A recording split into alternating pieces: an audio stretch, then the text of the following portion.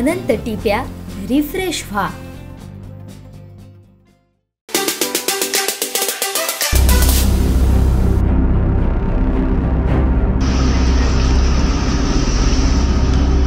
सिंधुदुर्ग जिल्ह्यात पावसानं अक्षरशः कहर केलाय। कणकवली तालुक्यातील काही राज्यमार्ग सध्या बंद केले आहेत, तर रात्रीपासून पडणाऱ्या मुसळधार पावसामुळे सिंधुदुर्ग जिल्ह्यातील जनजीवन विस्कळीत झालंय। कडा नदीकाठच्या गावांना स्थलांतरित करण्याचं काम सुरू झालंय। कणकवली तालुक्यातील आशी खालचीवाडी येथील नदीच्या बंधाऱ्यावरून पाणी वाहत असल्यामुळे 34 घरांचा संपर्क तुटलाय।